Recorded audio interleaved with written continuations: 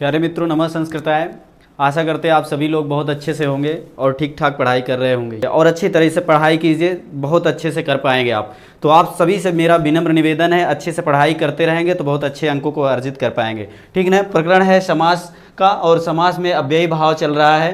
तो अव्ययी भाव पर हम जो सूत्र पढ़ रहे हैं, अव्ययम विभक्ति समीप समृद्धि वाला, तो यही जो है सूत्र की हम चर्चा करेंगे। आप सभी लोग जो है बस मन से पढ़ते रहें और पेन कॉपी लेकर विशेष तौर से बैठ जाइए और नोट करते चलेंगे, नोट्स बनाते चलेंगे तो ज़्यादा मज़ा आएगा। आपको कहीं पे भी डाउट रहती है आप कमेंट के माध्यम से हमें बताएंगे, आपके सारे कमेंट हम देखते रहेंगे। ठीक ना। सूत्र क्या था? अव्ययम विभक्ति समीप समृद्धि। अव्ययम विभक्ति समीप समृद्धि व्यर्धि अर्थाभाव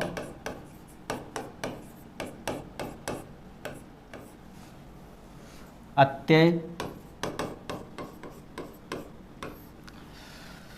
असंप्रति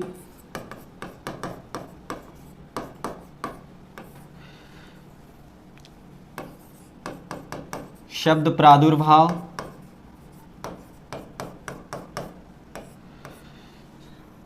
पश्चात अर्थ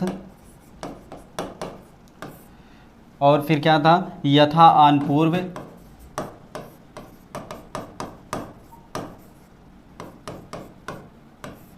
आन पूर्व और योगपद सादृश्य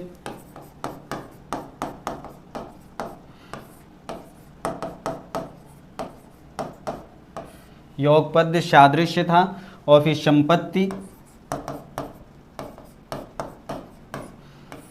और साकल्य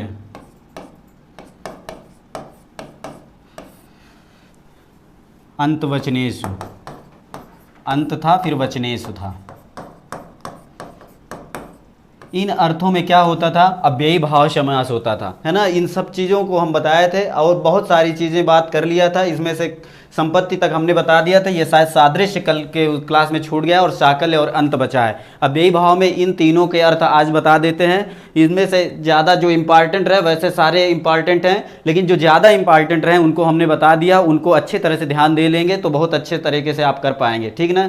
जैसे पश्चात अर्थ, यथा के 4 अर्थ, ये सारी चीज़ों पर हमने चर्चा कर लिया। आन पूर्व अर्थ, समृद्धि अर्थ, समीप अर्थ, विभक्ति अर्थ, है ना। जैसे अधिहरि हमने बताया था विभक्ति अर्थ में, है ना। तो इस तरह से सारे अर्थों को आप समझेंगे, जहाँ जहाँ इनका अर्थ जिस तरह से निकलता है उसमें अव्ययी भाव कहाँ पर होता है, ये चीज़ें आपसे बात कर लिए हैं। आप इनको दोहराते रहेंगे तो आपको याद हो जाएगा। ये सूत्र आपको नहीं याद होता है तो भी कोई दिक्कत नहीं है, बस आप उदाहरण जानते रहेंगे। सारे उदाहरणों को याद कर लीजिए कि अव्ययी भाव कहाँ होता है ना। अव्यय कैसे होता है, पहला पद अव्यय होता है, दूसरा संज्ञा होता है। इस तरह की चीज़ें आप जाने रहेंगे तो दिक्कतें नहीं होंगी। ये सूत्र आपसे नहीं पूछेगा, कदापि नहीं पूछेगा। हो सकता है आपसे अर्थ भी ना पूछे कि किस अर्थ में हुआ है, लेकिन ये जरूर पूछ लेगा कि इस पद में कौन सा समास है। तो इन सारे अर्थों को यदि आप अर्थाभाव का, व्यर्धि का, समृद्धि का, विभक्ति अर्थ का, है ना, समीप अर्थ का, सारे अर्थों में जिस तरह से समास हुआ है ये चीज़ें आप जाने रहेंगे तो उतना ही आप कम से कम नहीं तो 75 या 80% आप जान गए। और यदि मान लीजिए अर्थ जान लेंगे तो और अति उत्तम हो जाएगा, है ना। किस अर्थ में हुआ, साकल्य अर्थ में हुआ, समीप अर्थ में हुआ, समृद्धि अर्थ में हुआ, अत्यय अर्थ में हुआ, यथा अर्थ में हुआ, यथा के कितने भेद हैं। इस तरह के सवाल इस सूत्र से आपको जानने में मिलेंगे और बहुत अच्छे से आप कर पाएंगे। इसलिए आप जरूर से जरूर इसको 2-3 बार देखेंगे तो समझ में आ जाएगा। ठीक ना। आगे चलते हैं। इसका जो कौन सा ये सादृश्य वाला छूट गया था, सादृश्य के विषय में हम बात कर लेते हैं। तो सादृश्य के बाद फिर इसको अंत करेंगे। थोड़ा सा 2-3 है, इस 2-3 को हम बता देते हैं, फिर इसके बाद अंत कर देंगे। फिर इसके बाद फिर अगले सूत्र पे चलेंगे। ठीक ना। तो क्या है सूत्र? सादृश्य अर्थ में, सादृश्य अर्थ में अव्ययी भाव समास कैसे होता है वो जानना है। ठीक ना। किसी को कोई डाउट हो रहा हो तो अभी पूछ लीजिएगा। ठीक ना।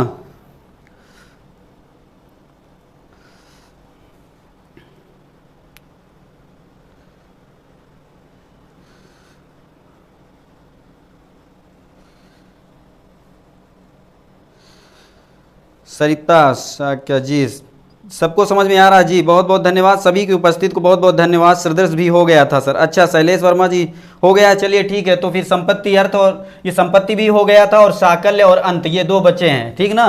वचन का मतलब कहना चाहता है, क्या कहना चाहता है, अव्यय कहना चाहता है। तो इसके विषय में आपको कोई जानने की जरूरत है नहीं है, वचन कोई अव्यय पद है नहीं है, ये अंत वाला है अव्यय और साकल्य अर्थ, ठीक ना। इसके विषय में, दोनों के विषय में जानना है। धर्मेंद्र निषाद कोर्स पूरा हो जाएगा सर, बिल्कुल पूरा हो जाएगा, आप परेशान मत होइए। कारक बचा हुआ है, कारक ही थोड़ा सा बड़ा प्रकरण है, इसके बाद आपका बहुत आसानी से सब खत्म हो जाएगा। थोड़ा थोड़ा है सब कुछ, एक एक दिन का सारा टॉपिक है, उसमें कोई परेशानी की बात नहीं है। बस कारक प्रकरण खत्म हो जाएगा, बस खत्म। तो सादृश्य हो गया है, सादृश्य के आगे हम चलते हैं, ठीक ना।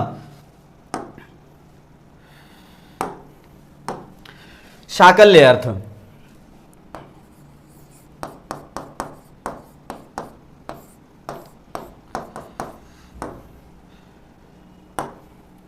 साकल्य अर्थ किसे कहते हैं, साकल्य अर्थ का भाव क्या है वो जान लीजिए। साकल्य का मतलब होता है समान, साकल्य का क्या अर्थ होता है, समान, ठीक ना। और समान को भी एक तरह से और क्या कह सकते हैं, एक जैसा, समान को एक जैसा भी कह सकते हैं। तो साकल्य के ये दो अर्थ आप जाने रहिएगा। साकल्य का मान लीजिए कोई भी उदाहरण पूछ ले, किस अर्थ में अव्ययी भाव समास हुआ है, अभी हम उदाहरण बता देंगे, तो आप बता देंगे साकल्य अर्थ में हुआ। यदि हिंदी में पूछता है कि किस अर्थ में हुआ है, तो समान अर्थ में या एक जैसा का अर्थ दे रहा है, तब अव्ययी भाव हुआ है, ठीक ना।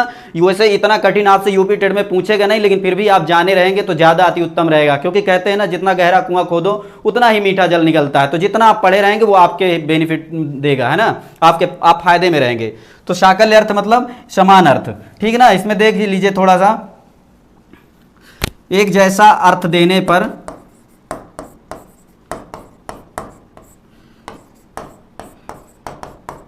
अव्ययी भाव समास,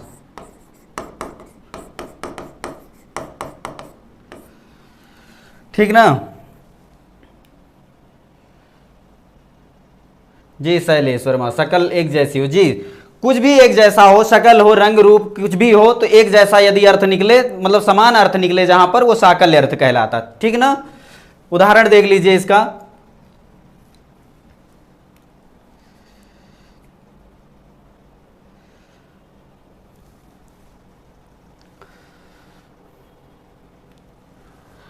देखिए साकल्य तो नहीं, ये वो सादृश्य वाला अभी नहीं हुआ था, हम बता दें वो नहीं हुआ था, आप गलत बता रहे हैं। सादृश्य वाला देख लीजिए पहले, नहीं तो वो छूट जाएगा आपका। यहां पे सादृश्य कर लीजिए, आप जो बता रहे हैं वो गलत है, सादृश्य नहीं हुआ था, ठीक ना। ये सादृश्य की ही परिभाषा है,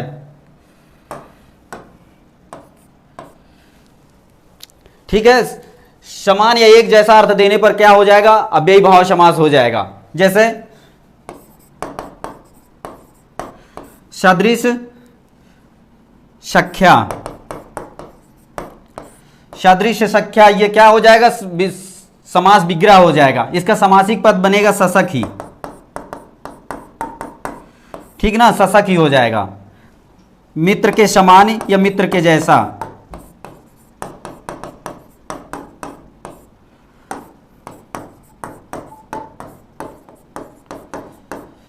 ठीक ना। ये देख लीजिए सादृश्य अर्थ में है, ठीक ना।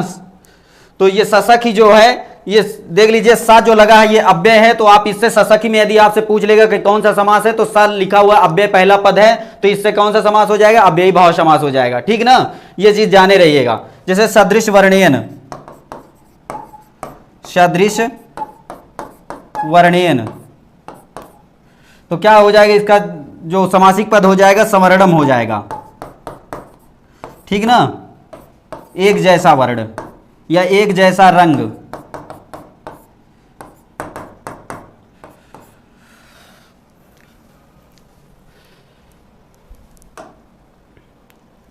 आगे चलें। अब देख लीजिए यहां पे साकल्य अर्थ,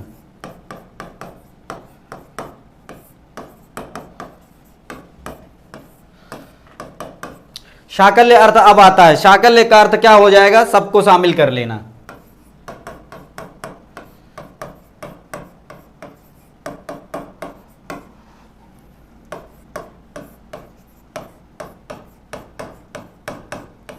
ठीक है।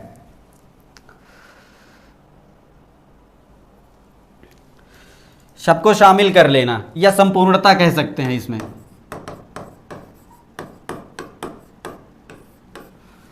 सर कमेंट चला दीजिए थोड़ा सा।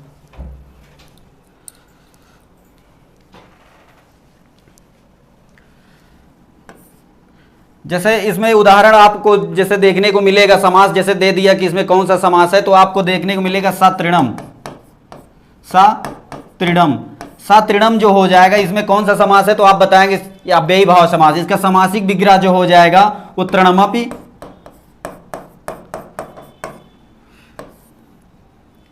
अपरित्यज्य हो जाएगा। ठीक है ना, तृणमपि अपरित्यज्य ये सामासिक विग्रह। सतृणम का जो है सामासिक विग्रह क्या हो जाएगा, तृणमपि अपरित्यज्य। और कल एक सूत्र हमने आपसे बताया था अव्ययी भावे चकाले, तो अव्ययी भावे चकाले में सतृणम को जैसे अलग करेंगे तो जानते क्या बनेगा, सह धन तृणम बनेगा, सह धन तृणम। तो कहा था कि यदि बाद में कालवाची शब्द हो तो सह का सह रहेगा, नहीं तो क्या हो जाएगा, सा हो जाएगा। सर ये क्या हो गया,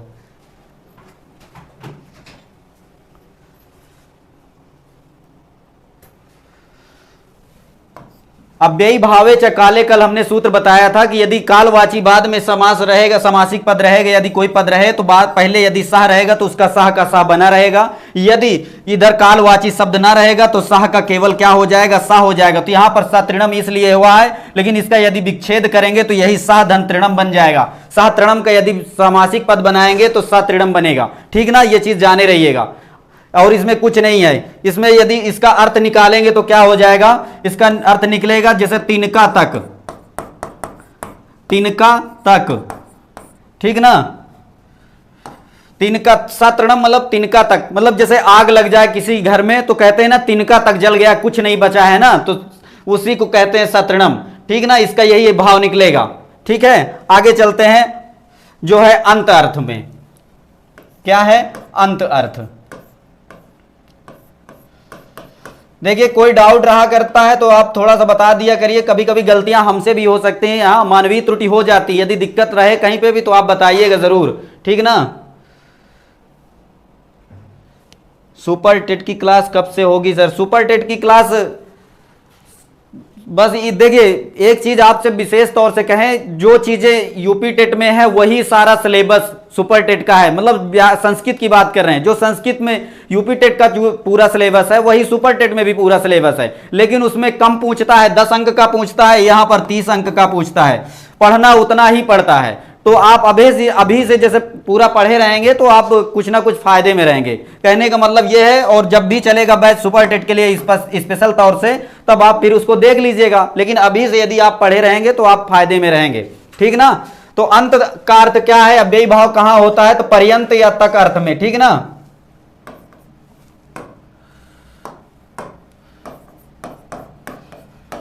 पर्यंत या तक अर्थ में अव्ययी भाव समास।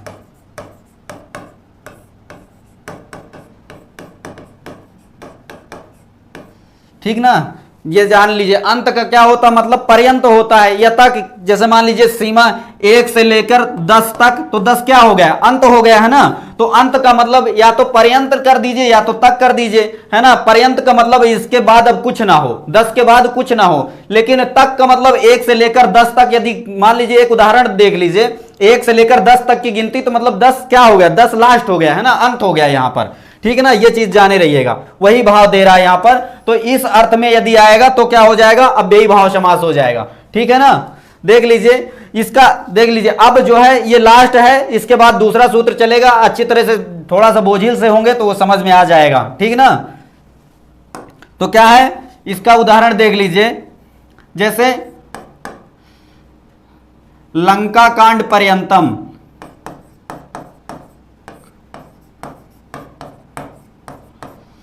लंका कांड पर्यंतम। तो लंका कांड पर्यंत मतलब लंका कांड के अंत तक। मान लीजिए किसी को कहानी सुनाई जा रही हो लंका कांड की, तो जैसे कोई जग रहा हो, रात में लंका कांड का प्रोग्राम चल रहा हो, लंका कांड चल रहा हो, है ना, तो कोई शुरू से जग रहा हो तो मान लीजिए लंका कांड तक वो जगा, इसके बाद जो है मान लीजिए अंत में वो सो गया, है ना। तो इस तरह से यदि बात कहनी होगी तो कहां तक जगा, मतलब लंका कांड पर्यंत तक चला प्रोग्राम, या आज की रात में कहां तक प्रोग्राम चला, लंका कांड का प्रोग्राम, या आज की कहानी कहां तक खत्म हुई, लंका कांड पर्यंत। तो इसका मतलब अंत कहां तक हुआ, लंका कांड तक। तो ये वही अर्थ दे रहा है, ठीक ना। बहुत परेशान मत होइएगा, बहुत आसान है और समझ में आ जाएगा। तो क्या हो जाएगा, सा लंका कांडम, है ना। इसका क्या हो जाए, सलंका कांडम, ये इसका सामासिक पद बन जाएगा सलंका कांडम, लंका कांडम। इसका अर्थ क्या हो जाएगा, लंका कांड की समाप्ति तक।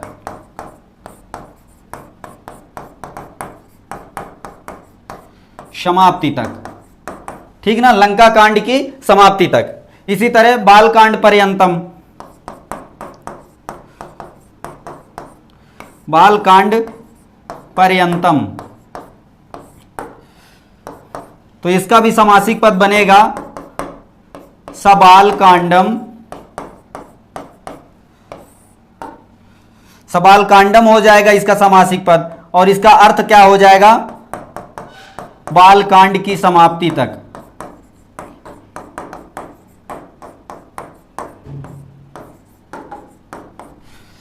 जी कोई दिक्कत जी, अंबेडकर नगर वाले कितने हैं भैया, हाँ भैया हाथ वाथ उठवा लीजिए जितने हो, है ना। जौनपुर से भी कोई है दोस्त, मंगल पाल जी, मंगला पाल, गुंजन प्रजापति, लंका कांड जी, सभी लोग देख लीजिए। बिल्कुल परेशान होकर मत पढ़िए, बिल्कुल टेंशन लेकर बैठेंगे तो समझ में नहीं आएगा। बिल्कुल ये समझ लीजिए कि बस मजा लेकर पढ़ रहे हैं। हाँ, जो समझ में आ रहा है समझ में आ रहा है, और फिर नहीं समझ में आ रहा तो कमेंट एक धीरे से कर दीजिए कि सर नहीं समझ में आ रहा है, या सर यहाँ पर ऐसा कैसे हो गया, है ना।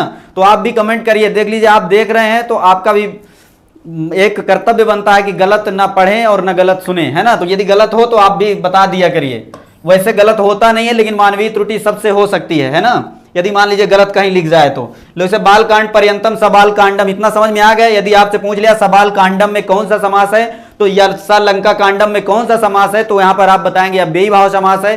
किस अर्थ में हुआ है, तो अंत के अर्थ में हुआ है अव्ययी भाव समास। इतनी बात आपको जाननी है, ठीक ना। एक उदाहरण और देख लीजिए, अग्निग्रंथ पर्यंतम, अग्निग्रंथ पर्यंतम, ठीक ना। अग्निग्रंथ पर्यंतम क्या हो जाएगा, शाग्नि, है ना, शाग्नि। ये साग्नि का मतलब सा लग जाएगा और बड़ा आ जो अग्नि का है वो इसमें मिल जाएगा तो साग्नि हो जाएगा, है ना। तो ये केवल साग्नि का ही केवल इतना सामासिक विग्रह बनेगा, अग्निग्रंथ पर्यंतम, ठीक है ना। तो इसका अर्थ क्या हो जाएगा,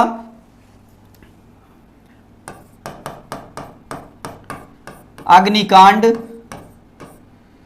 की समाप्ति तक।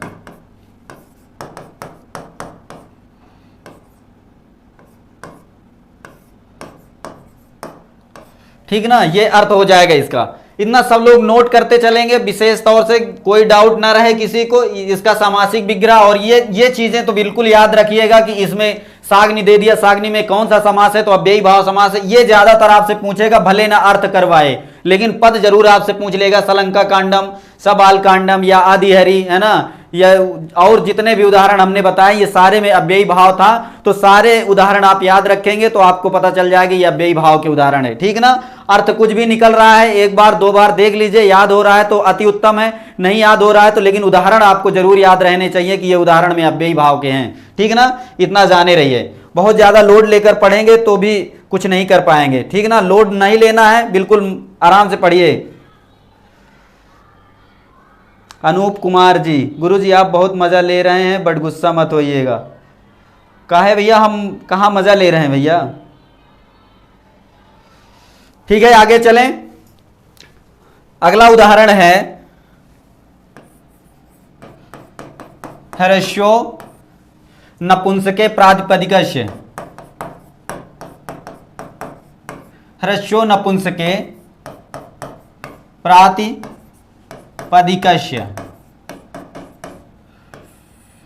ठीक ना। ये सूत्र है, ये सूत्र नोट कर लीजिए। देखिए कुछ चीजें, जैसे मान लीजिए हमने कहा कि वो उदाहरण साकल्य अर्थ वाला, आपने कहा कि साकल्य अर्थ पढ़ लिए, हमने कहा नहीं पढ़ा है। यदि दोबारा भी हो जा रहा तो आपके हित में है, कोई दिक्कत नहीं है, उसमें नुकसान करने वाली कोई चीज ऐसी है नहीं, है ना। तो ये वाला उदाहरण सूत्र आप नोट कर लीजिए, ह्रस्व नपुंसके प्रातिपदिकस्य, ये क्या कहता है इसके विषय में भी आपको जानना है। ह्रस्व का मतलब क्या हो गया, ह्रस्व हो गया, है ना। ये सूत्र का पदच्छेदन आप देख लीजिए। और नपुंसक और ये प्रातिपदिक, वैसे इसका मतलब क्या है, प्रातिपदिक मतलब षष्ठी एक वचन का है, नपुंसके ये सप्तमी एक वचन का है। नपुंसके सप्तमी एक वचन का कैसे है आप देख लीजिए, क्लियर थोड़ा सा भिड़ाइएगा। बालक का सप्तमी एक वचन में क्या बनता है, बालके बनता है। रूप आप देख लीजिएगा, थोड़ा सा रूप याद करते चलेंगे तो आपको और सहजता होगी समझने में, है ना। तो ह्रस्व, जो ह्रस्व है वो विसर्ग का, देखिए हमने अभी विसर्ग संधि में बताया था, ऊ को ओ हो जाता है ना। तो यहां पर भी प्रथमा का एक वचन है ना। तो ये क्या कहता है, नपुंसक लिंग बाद में हो जाता प्रातिपदिक का, पहले ह्रस्व होता है, फिर इसके बाद में क्या हो जाता है, उसका नपुंसक लिंग में एक वचन में हो जाता है। नपुंसक लिंग में एक वचन की अव्ययी भाव का स्वरूप ही ऐसा है। अव्ययी भाव में पहले ही बताया कि नपुंसक लिंग एक वचन में होता ही है, इसका स्वरूप ही ऐसा है ना। तो पहले यदि ह्रस्व वो दीर्घ रहेगा तो उसको ह्रस्व करेंगे, किसको, प्रातिपदिक को। कोई मूल पद हो, प्रातिपदिक किसे कहते हैं, मान लीजिए ये पेन है तो ये प्रातिपदिक हो गया, है ना। कलम है कोई प्रातिपदिक हो गया, घड़ी है प्रातिपदिक हो गया, राम किसी का नाम ले लीजिए वो प्रातिपदिक है, ठीक ना। मूल जो शब्द है वो क्या है, प्रातिपदिक है, ये जान लीजिए, है ना। इतनी बात समझ में आ गई कि नहीं।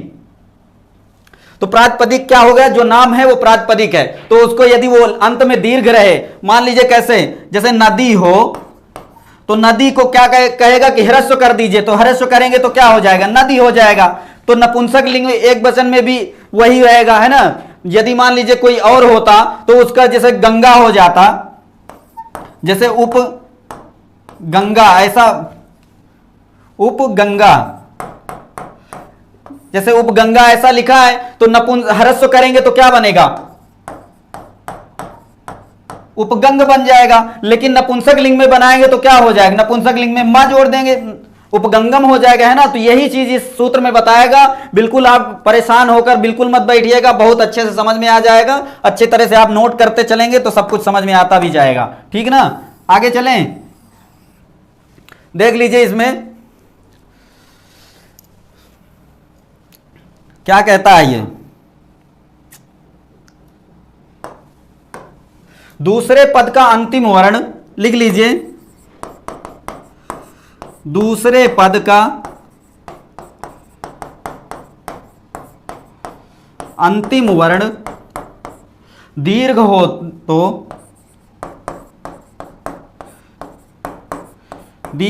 तो ह्रस्व कर दिया जाता है,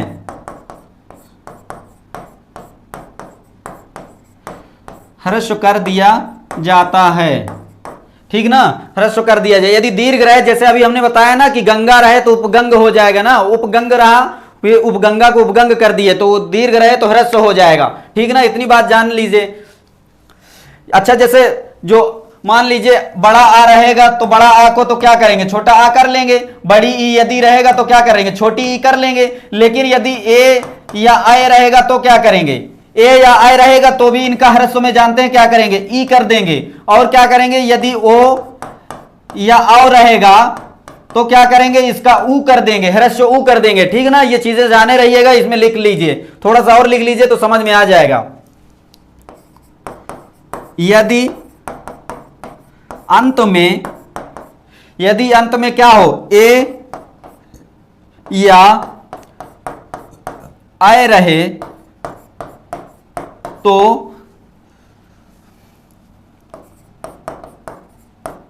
उसके स्थान पर ह्रस्व ई हो जाएगा, ठीक ना। और ओ या औ रहे तो ह्रस्व ऊ हो जाएगा। इतनी बात समझ में आई, इतना नोट कर लीजिए। किसी को कोई डाउट हो तो बताइएगा। धर्मेंद्र निषाद, नपुंसक क्यों, नपुंसक लिंग देख लीजिए, नपुंसक लिंग का जो अव्ययी भाव होता है, अव्यय जुड़ता है तो सारा पद अव्यय हो जाता है, लेकिन उसका स्वरूप क्या होता है, वो नपुंसक लिंग की तरह रहता है ना, वो नपुंसक लिंग में ही रहता है। एक तरह समझ लीजिए। यदि एक चीज और जान लीजिए, जैसे जलम है, जलम जलम है तो जलम तो मान लीजिए नपुंसक लिंग हो गया है ना। मान लीजिए वनम है ना, ये चीजें यदि नपुंसक लिंग में है, लेकिन एक सूत्र और आया अव्ययी भावश्च, अव्ययी भावश्च आया, उसने कहा कि यदि किसी ने कहा कि यदि भैया समासिक पद बनेगा तो फिर उसमें क्या करेंगे, तो अव्ययी भावश्च ने कहा च माने और, तो कहा कि यदि जब समासिक पद बन जाएगा तो फिर औरों को भी नपुंसक लिंग में बना लिया जाएगा, ठीक ना। जो भाई नपुंसक लिंग थे तो वो तो थे ही, लेकिन कहा कि यदि समासिक पद बनाया जाएगा तो फिर उनको भी नपुंसक लिंग में कर लिया जाएगा। ये अव्ययी भावश्च आपके प्रकरण में नहीं था, लेकिन आपके समझने के लिए आपका प्रश्न रहा तो इसलिए यहां पर हमने बात कर ली, ठीक ना। सर एक बार और, आशीष यादव, अच्छा, कहता है कि दूसरे पद का अंतिम वर्ण दीर्घ हो तो ह्रस्व कर दिया जाता है, ठीक ना। जैसे मान लीजिए हमने बताया कि उपगंगा, उपगंगा क्या है, ये अव्ययी भाव समास है, तो ये कहता है कि यदि अंत में दीर्घ रहे, अंतिम, ये गंगा वाला जो अंतिम है ये दीर्घ रहे तो इसको क्या कर देते हैं, ह्रस्व कर दिया जाता है। तो ह्रस्व कर देंगे तो क्या बन जाएगा, उपगंग बनेगा कि नहीं भैया, बनेगा, उपगंग बनेगा। उपगंग बनेगा तो फिर इसको नपुंसक लिंग एक वचन में क्या करेंगे, इसको उपगंगम कर देंगे, मकार जुड़ जाएगा। जैसे फलम, हाँ, फल का जो मूल प्रातिपदिक है वो फल है, लेकिन यदि नपुंसक लिंग में देखते हैं तो वो फलम हो जाता है ना। तो इस तरह से ये उपगंगम हो गया है ना, ये नपुंसक लिंग एक वचन का बन गया है अब, ठीक ना। इस तरह की बात कह रहा है, तो ह्रस्व कर दिया जाता है यदि अंत में ए या आय रहे, यदि ए या आय रहे तो ई हो जाएगा, ओ या औ रहे तो ऊ हो जाएगा, और बड़ा आ का तो ह्रस्व आ होता ही है, छोटा आ हो जाता है बड़ा आ का, और बड़ी ई रहेगा तो छोटी ई हो जाएगा, उसमें तो कोई बताने वाली चीजें नहीं है। लेकिन जहां पर थोड़ा सा डाउट था वो चीजें हमने क्लियर करवाया कि यदि ए या आय रहेगा तो इसका ह्रस्व में ह्रस्व ई हो जाएगा, यदि ओ या औ अंत में रहेगा तो उसका क्या कर देंगे, ह्रस्व ऊ कर देंगे, ठीक ना। इतनी बात केवल जानना है। अभी उदाहरण देख लीजिएगा, अच्छी तरह से समझ में आ जाएगा। जी रागिनी पांडे जी, उपगंगम जी, समझ में आ गया। धर्मेंद्र निषाद जी, बहुत बहुत धन्यवाद। बस मन से आप पढ़ते रहेंगे, नहीं समझ में आता आपने कमेंट किया, हमने बता दिया, आपको समझ में आ गया है ना, तो आप भी संतुष्ट, हम भी संतुष्ट, है ना। चलें आगे, देख लीजिए। इतनी बात समझ में आई, जितना हमने बताया उतना समझ में आ गया ना, कि ए और आय रहे अंत में तो उसके स्थान पे क्या कर देंगे, ह्रस्व इकार कर देंगे। यदि ओ या औ रहे तो उसके अंत में, है ना, किसी पद के अंत में ओ या औ रहे तो उसका फिर क्या कर देंगे, वहां पर ह्रस्व ऊ कर देंगे। इतनी बात जाननी थी, है ना। अब उदाहरण देख लीजिए। उदाहरण है जैसे उपधन गंगा, देख लीजिए, मान लीजिए उपगंगा तो हमने बता ही दिया, एक बार और देख लीजिए।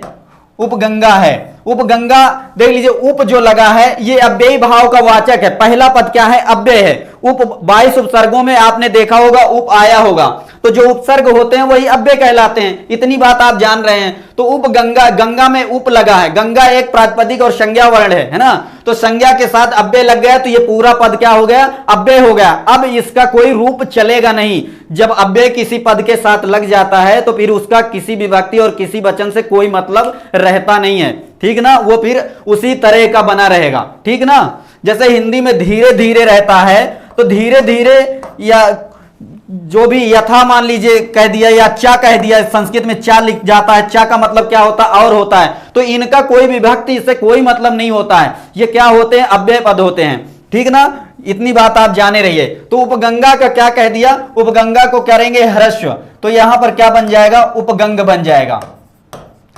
इतनी बात समझ में आ गई, कोई डाउट ना रहना चाहिए आपको, है ना। तो उपगंग हो जाएगा। उपगंग का यदि नपुंसक लिंग एक वचन में यदि हम बनाएंगे तो क्या बन जाएगा, इसका बन जाएगा उपगंगम, उपगंगम बनेगा नपुंसक लिंग एक वचन में। और अव्ययी भाव का शुद्ध शब्द यही है, उपगंगम, है ना।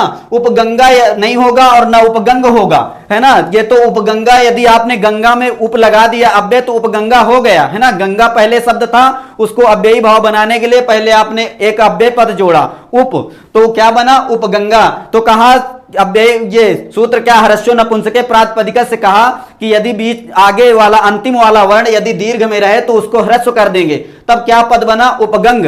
और उपगंग को फिर जो है नपुंसक लिंग कहते हैं। अव्ययी भाव में नित्य जो है नपुंसक लिंग एक वचन के जैसा रूप रहता है, तो नित्य नपुंसक लिंग एक वचन में रहेगा तो उसके लिए उपगंगम बना देंगे, है ना। इतनी बात समझ में आ गई, तो ये उपगंगम इस तरह से ये सिद्ध हो गया है, ठीक ना।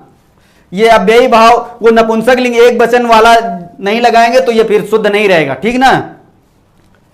कोई डाउट हो किसी को तो बताइएगा। जी देवव्रत पांडे जी, समझ में आ रहा सर, पंचगंगम में भी अव्ययी भाव समास होता है। जी बिल्कुल, वो उसका सूत्र दूसरा है, ठीक ना, उसका सूत्र अभी बताएंगे, वो दूसरे सूत्र से हुआ है। लेकिन अव्ययी भाव जहां अव्यय होगा वहां पे नपुंसक लिंग, जैसे पंचगंगम में याद देख लें, लेकिन वो दूसरे सूत्र से हुआ है ना। द्वियमुनम में देखेंगे वो भी दूसरे सूत्र से हुआ है, लेकिन वो जो मकार लगा हुआ है नपुंसक लिंग एक वचन को इंगित करता है। यही जो मकार लगा है वो नपुंसक लिंग एक वचन को इंगित करता है, ठीक ना। आगे उदाहरण देख लीजिए, जैसे उपनदी। उपनदी को कहा कि जैसे अंतिम वाला वर्ण दीर्घ में हो तो उसको ह्रस्व कर देंगे, तो बड़ी ई का छोटी ई कर दीजिए, मतलब ह्रस्व ई कर दीजिए दीर्घ ई का, तो क्या हो जाएगा, उपनदी हो जाएगा, है ना। उपनदी का जो है नपुंसक लिंग एक वचन में ये अव्यय पद यही हो जाएगा, ठीक ना। ऐसा नहीं कि इसको उपनदम या उपनदी लिख दें, ऐसा गलत हो जाएगा, है ना, ऐसा नहीं लिख सकते, ठीक ना। तो यही सीट ठीक रहेगा, उपनदी हो गया, यहां पर ह्रस्व और नपुंसक लिंग एक वचन का ये भाव देगा, ठीक ना। कोई डाउट सर, आप बेसिक से कब पढ़ाएंगे भैया, ये बेसिक, अब इससे ज्यादा बेसिक और क्या बताएंगे, बताइए, बेसिक ही तो है, हमने बताया एक एक चीजों को बहुत अच्छे से ले चल रहे हैं ना। आपको इसमें बेसिक नहीं लग रहा है, बताइए कैसे लगेगा, आप बताइए, जैसा समीप के अर्थ में बताए थे जी, वो समीप के अर्थ में था, इसका भी अर्थ समीपय के अर्थ में होगा, गंगा के समीप। इसका क्या अर्थ हो जाएगा, गंगा के समीप। समीप अर्थ है, लेकिन ये सूत्र ह्रस्व करने वाला ह्रस्व नपुंसक प्रातिपदिक से सूत्र यहां पर लगा है, अर्थ वही निकलेगा, आप परेशान मत होइए, ठीक ना, अर्थ वही रहेगा। जैसे देख लीजिए उपवधू। उपवधू का जो है कहता है कि अंत में यदि दीर्घ हो तो उसको ह्रस्व कर दिया जाएगा। देख लीजिए उपवधू में बड़ा ऊ की मात्रा है, आपसे भी उपवधू शुद्ध लिखवाए तो आप भी ध्यान रखिएगा, उपवधू में जो वधू शब्द होता है वो दीर्घ उकार लगा होता है, ठीक है ना, इतना जाने रहिएगा कि उपवधू लिख दें आप, है ना। तो ये क्या बन जाएगा, उपवधू बन जाएगा, ठीक है ना। ये सामासिक पद अव्ययी भाव समास में नित्य नपुंसक लिंग हो जाएगा, ठीक ना, ये चीज जाने रहिएगा। आगे चलें, अगला सूत्र है अव्ययी भावे शरत प्रभृतिभ्य। अव्ययी भावे शरत प्रभृतिभ्य, ठीक ना, नोट कर लीजिए तो समझ में आ जाएगा।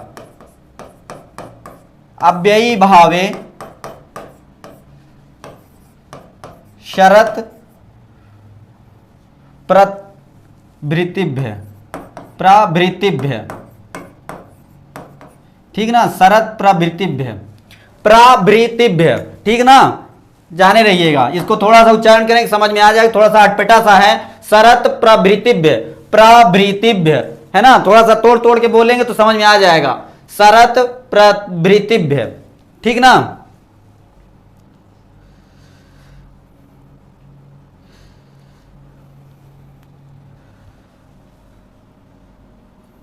शेर बहादुर जी प्लेलिस्ट में सारी वीडियो पढ़िए, जी बिल्कुल सारी वीडियो पढ़ी है, अभी आप शुरू से देख सकते हैं और जल्दी जल्दी करके आप देख लीजिए, कोई दिक्कत नहीं होगी, आपको सब कुछ समझ में आ जाएगा। उपवधू का अर्थ क्या होगा, उपवधू का मतलब, वधू मतलब क्या होता है, पत्नी होता है,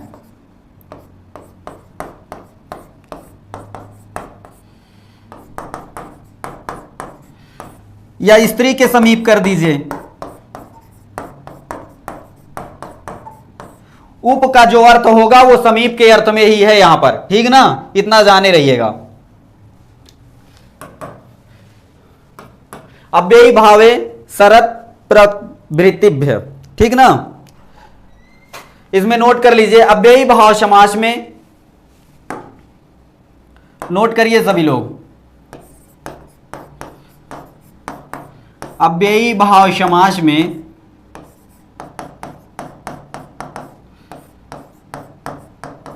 अव्ययी भाव समास में सरद आदि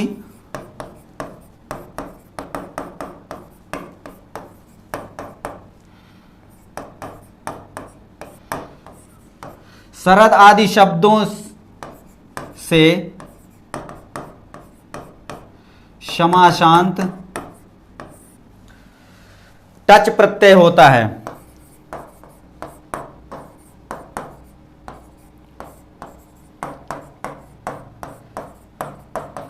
अव्ययी भाव समास में सरद आदि शब्दों के साथ क्या, शब्दों से समासांत पद में क्या होता है, टच प्रत्यय होता है।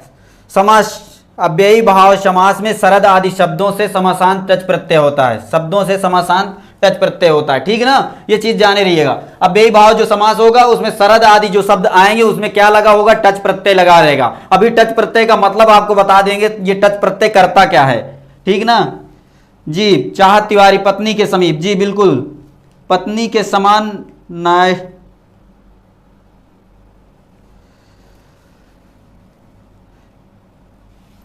पत्नी के समान नहीं, चाहत जी सत्री के समान, क्या लिख रहे हैं भैया, पता नहीं क्या बोलते रहते हैं, ठीक ना। अव्ययी भाव समास में सरद आदि शब्दों से समासांत टच प्रत्यय होता है, ठीक ना। इसका देख लीजिए, इसमें विशेष करके लिख लीजिए तो समझ में आ जाएगा। विशेष करके लिखिए, टच प्रत्यय में या टच प्रत्यय का कर दीजिए, टा को हलंत करके लिख दीजिए, टा का लोप तथा चा को हलंत करके लिख दीजिए, चा का लोप, ठीक ना। तो टा को हलंत करेंगे तो क्या बचेगा, टच में देख लीजिए हलंत लगा नहीं है इसमें, लेकिन टा में हलंत करेंगे तो आ बच जाएगा, है ना। और चा में हलंत लगा हुआ, चा का हलंत के साथ लोप हो ही जाएगा, तो बचेगा क्या, शेष ह्रस्व आ बचेगा, ठीक ना। कोई डाउट हो तो बताइएगा। इसमें क्या बचेगा, केवल शेष आ बचेगा, केवल शेष आ बचेगा, ठीक ना। टच में टा को हलंत करेंगे आ निकलेगा, तो आ की तो कोई बात नहीं कहा, लेकिन टा जो हलंत वाला है इसका लोप हो जाएगा, और चा में ऑलरेडी पहले से हलंत लगा हुआ है, इसमें कोई स्वर है ही नहीं है, स्वर से विहीन है, तो टा और चा का लोप हो जाएगा, तो बीच में आ बच जाएगा, वही आ शेष रहेगा, ठीक ना। तो इस आ का जो है यहां पर जुड़ाव होगा, वो चीज आप देख लीजिए, ठीक ना। उदाहरण देखिए, आगे पता चल जाएगा। जैसे उपधन सरद, उप प्लस सरद, सरद हलंत के साथ, हाँ सरद को हलंत के साथ लगाएंगे तब टच का आ जुड़ेगा तो पूरा आ बन जाएगा, ठीक ना। तो क्या हो जाएगा, इसको पहले लिख लीजिए, उपसरद बन जाएगा, उपसरद ऐसा बन जाएगा, उपसरद ऐसा बनेगा। फिर इसमें टच जोड़ दीजिए, और टच जोड़ेंगे तो टच का क्या बचता है, केवल ह्रस्व आ बचता है। कोई डाउट तो नहीं लग रहा, कठिन तो नहीं लग रहा किसी को, बस थोड़ा सा दिमाग लगाकर समझने की कोशिश कीजिए, एकदम आसान है। बहुत कठिन लग रहा है गुरुजी, धर्मेंद्र निषाद जी क्या कठिन लग रहा है, देख लीजिए। परिभाषा को आप नोट करते चलेंगे तो समझ में आएगा। अव्ययी भाव समास में सरद आदि शब्दों से टच प्रत्यय होता है। सरद देख लीजिए शब्द आया है, सरद के साथ जो भी आदि शब्द, सरद आदि मतलब सरद के जैसे और शब्द रहेंगे उसमें टच प्रत्यय जुड़ेगा। और टच का मतलब क्या है, टच जो जुड़ेगा उसका टच का क्या रहेगा, सरद जो है हलंत के साथ है, लेकिन टच का जो टच इसका लोप होगा, तो टच जब ऐसे देख लीजिए, आप आगे लगता है पुरानी कक्षाओं में नहीं रहे हैं। ये टच यदि मान लीजिए ऐसा लिखा है, तो टा को यदि निकालेंगे तो टा में हलंत लगाएंगे, इधर आ निकल जाएगा, और फिर इधर क्या बचेगा, इधर चा हलंत के साथ बचेगा, टा का लोप, चा का लोप, तो बचा क्या, केवल आ ही तो बचा है ना, वही आ, इसमें शेष आ बचेगा, ठीक ना। यही चीज आगे बात कर रहे हैं, देख लीजिए। तो उपधन सरद, तो उपसरद ये ऐसे बन जाएगा सेम टू सेम, है ना। तो इसमें टच का क्या बचता है, आ बचता है। ये चीज हमने पहले की वीडियो वो पहले वाले में अभी बता दिया है, टच का केवल आ बचता है। तब ये पूरा क्या बन जाएगा, ये बन जाएगा उपसरद, उपसरद पूरा बन जाएगा। ऐसा बन जाएगा कि नहीं बन जाएगा, इतना बनाने में कोई डाउट हो तो बताइएगा। इतना बन जाएगा सिया अग्रवाल जी, सब लोग समझते चलिए। देखिए बहुत कठिन नहीं है, लेकिन आप समझेंगे तब सही है ना, आप मन लगाकर समझिए। तो इसको देख लीजिए, इसको नपुंसक लिंग एक वचन में बनाएंगे तो क्या बन जाएगा, उपसर्दम बन जाएगा, है ना, उपसर्दम बन जाएगा नपुंसक लिंग एक वचन में बनाने पर। यहां पर लिख दीजिए एक वचन नित्य होने पर। नित्य आप जानते हैं अव्ययी भाव में नपुंसक लिंग एक वचन नित्य रहता है, नित्य होने पर, नित्य होने पर केवल ये मकार जुड़ा है, ठीक ना। तो उपसर्दम हो गया। उपसर्दम का मतलब क्या हो, इसका अर्थ हो जाएगा शरद ऋतु के समीप, या शरद ऋतु के समीप, यही अर्थ देगा, ठीक ना। बहुत कठिन नहीं है। टच का मतलब यदि पूछेगा तो टच का मतलब केवल ह्रस्व, तो उपसरद यदि हलंत के साथ रहेगा, इसमें आ जुड़ जाएगा तब जाके मकार जुड़ेगा। यदि हलंत के साथ रहता तो फिर मकार नहीं जुड़ पाता ना, पूरा वर्ड ही नहीं रहता तो फिर इसमें अम जुड़ता तब जाके मकार जुड़ता। नहीं तो अच्छा बताइए, माँ भी हलंत के साथ है और दा भी हलंत के साथ रहेगा तो ये कैसे बनेगा, है ना, ये कोई पद ही नहीं बन पाएगा। तो ये वाला जब तक पूरा नहीं रहेगा तब तक आधा वाला अक्षर आगे नहीं आएगा, है ना। ये चीज जाने रहिएगा, देखिए समझने वाली चीजें हैं, ठीक ना, बहुत कठिन नहीं है। आराम से समझिएगा तो सब समझ में आ जाएगा। शरद ऋतु के समीप हो गया, है ना। और देख लीजिए एक उदाहरण,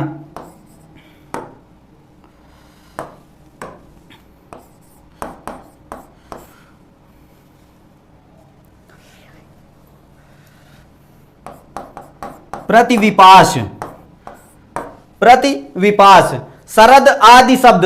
तो आदि कहां है, तो शरद के साथ ये विपास भी जोड़ लीजिए कि विपास भी उसी के साथ है ना। विपास में भी वही प्रक्रिया चलेगी, ठीक ना।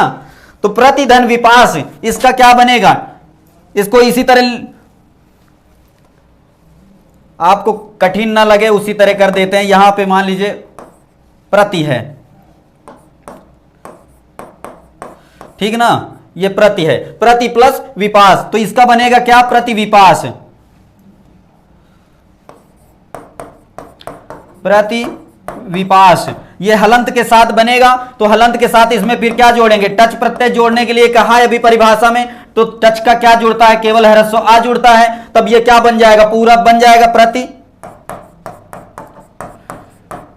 विपास बन जाएगा, है ना। प्रतिविपास बन जाएगा तो नपुंसक लिंग नित्य होने पर यहां पर जोड़ दीजिए, है ना, ये वाला। तो फिर क्या बन जाएगा, ऐसा बन जाएगा कि नहीं बन जाएगा, प्रतिविपाशम बन जाएगा ना। कोई डाउट हो तो बताइए, प्रतिविपाशम बना लेंगे, इतना है। प्रतिविपाशम बनेगा जब तक नपुंसक लिंग नित्य एक वचन का वहां पे लगाएंगे नहीं तब तक प्रतिविपाशम बनेगा नहीं, लेकिन मूल शब्द जो है प्रतिविपास है, ठीक ना। तो ये प्रतिविपाशम में पूछ लेगा आपसे कि कौन सा समास है, तो प्रतिविपाशम में आप बताइएगा इसमें अव्ययी भाव समास है। और प्रति के अर्थ में आपने विवसा देखा है ना, तो विवसा देखा है तो इसका क्या हो जाएगा, विपाशम, विपाशम प्रति, विपाशम विपाशम प्रति, ये इसका समासिक विग्रह हो जाएगा, है ना। विपसा अर्थ आपने देखा होगा कि जहां पर प्रति लगा था, जैसे प्रतिदिनम था तो दिनम दिनम प्रति आपने देखा था, है ना। तो यहां पर भी प्रति लगा हुआ है तो इसका अर्थ क्या, समासिक विग्रह क्या निकलेगा, विपाशम विपाशम प्रति, ठीक ना। कोई डाउट, इसका भी देख लीजिए, अर्थ निकाल लीजिए। ये शरद ऋतु के समीप अर्थ में हो जाएगा, तो शरद ऋतु के समीप अर्थ का क्या हो जाएगा, शरदा समीपम हो जाएगा। इसको कहां लिख दें, शरदा समीपम। मान लीजिए आपसे समासिक विग्रह पूछ लेगा तो आप ये जाने रहिएगा, उपसर्दम का समासिक विग्रह होगा शरदा समीपम, और इसका हो जाएगा प्रतिविपाशम का विपाशम विपाशम प्रति, ठीक ना। इन दोनों में अव्ययी भाव समास है, कोई डाउट ना रहना चाहिए। किसी तरह का अभी भी डाउट हो तो आप बताइएगा, कहीं पे भी कठिन लग रहा हो तो बताइए। जी रागिनी पांडे जी, चाहत तिवारी, नहीं समझ में आ गया ना, सबको समझ में आ रहा है जी।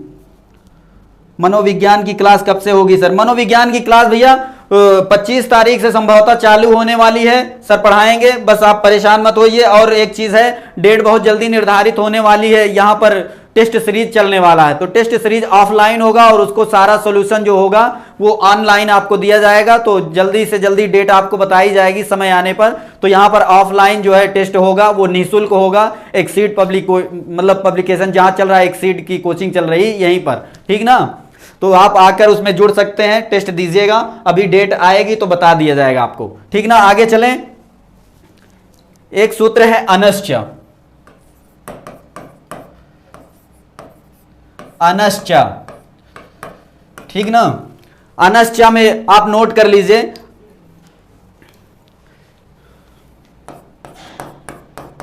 जिस अव्ययी भाव समास में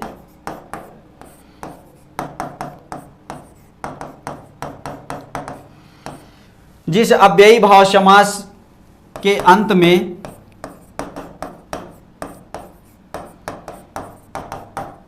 अन रहे, है ना,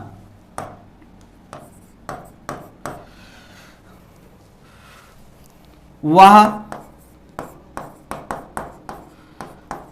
अनंत अव्ययी भाव समास है।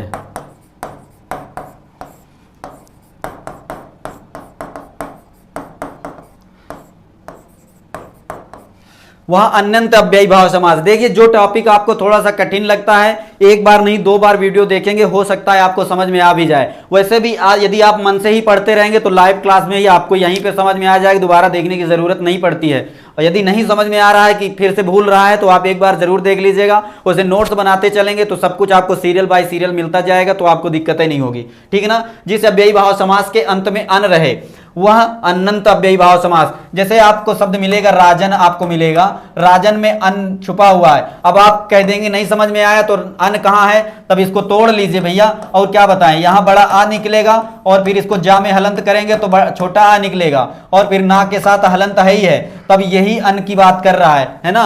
तो अब आपको दिखाई दे दिया गया, मतलब दिखाई दे रहा होगा, आप कोई डाउट ना होना चाहिए, है ना। तो कह रहा जिस अव्ययी भाव समास के अंत में अन रहे तो वह अनंत अव्ययी भाव समास है, ठीक ना। अन वाले पद आपको अभी मिल जाएंगे, आपको समझ में आ जाएगा। इसमें समासान तच प्रत्यय होता है, ठीक ना। तो इतनी बात आपको समझ में आ गई। देख लीजिए अन रहेगा तो इसका उदाहरण देख लीजिए, उपधन राजन, उपधन राजन। टच वाली बात अभी नहीं बताएंगे, टच वाला अगले उदाहरण में बताएंगे। उपधन राजन ऐसा लिख लीजिए, है ना। उपराजन क्या हो जाएगा, यह बन जाएगा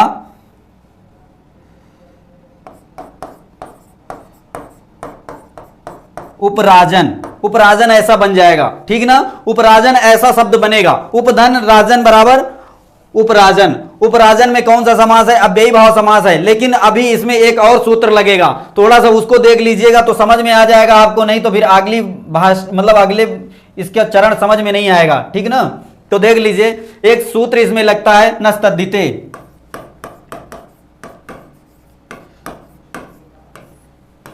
नस्तद्धिते में नोट कर लीजिए तो फिर ये समझ में आ जाएगा। यह सूत्र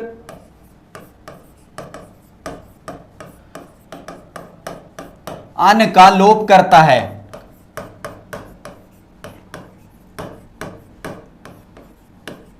यह सूत्र अन का लोप करता है और फिर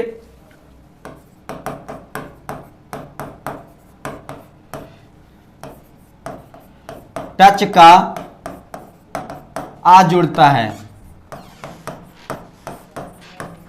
ठीक ना। इतनी बात जान लीजिए। नस्तद्धिते कहता है कि अन का लोप करता है और फिर टच का आ जुड़ जाता है। तो अन किसका, जैसे उपधन राजन हमने देखा, उपधन राजन क्या बना था, उपराजन बना था। उपराजन बना था तो इसमें अन का लोप हो जाएगा। अन का लोप करेंगे किससे, अन का लोप करने पर, अन का लोप करने पर, अन का लोप करने वाला सूत्र कौन सा है, नस्तद्धिते, है ना। तो अन का लोप हो जाएगा तो क्या बचेगा, उपराज बनेगा। उपराज बच जाएगा ये हलंत के साथ। तब इसमें क्या कहता है, और फिर टच का आ जुड़ता है तो प्लस इसमें टच जोड़ दीजिए। टच का क्या जुड़ता है, आ जुड़ता है। तब यहां पर क्या बन जाएगा, उपराज बन जाएगा। इतने में कोई दिक्कत, तो उपराज बन जाएगा। फिर नपुंसक लिंग एक वचन, मतलब जो नित्य भाव समास होता है ना नपुंसक लिंग एक वचन में, तो वो देख लीजिए। नपुंसक लिंग एक वचन में एक वचन में क्या बन जाएगा, उपराजम बन जाएगा, ठीक ना, उपराजम आप बना लीजिएगा। इतनी बात समझ में आ गई। एक उदाहरण और देख लीजिए, उपसीमन, उप प्लस सीमन, उप प्लस सीमन ये इसी तरह बनेगा, उपसीमम बन जाएगा, ठीक ना। इसका जो बनेगा पद ये उपसीमम बन जाएगा, ठीक ना। इतना जाने रहिए। इसी तरह इसको हल कर लीजिएगा टच से। पहले अन का लोप करिएगा नस्तद्धिते से और फिर इसके बाद टच लगाइएगा। टच में क्या बचता है, आ बचता है, तो फिर टच जब आ लग जाएगा फिर इसके बाद नपुंसकलिंग एक वचन में आपको मकार जोड़ देना है, उपराजम जैसे बना है उसी तरह उपसीमम बन जाएगा, ठीक ना। कोई डाउट नहीं है। अच्छी तरह से इसको पूरा परिभाषा देख लीजिएगा। ये दोनों उदाहरण देख लेंगे, आपको समझ में आ जाएगा। बस आज की कक्षा को यहीं पर रोकते हैं, कल की कक्षा में फिर आपसे मिलेंगे। तब तक के लिए इजाजत दीजिए।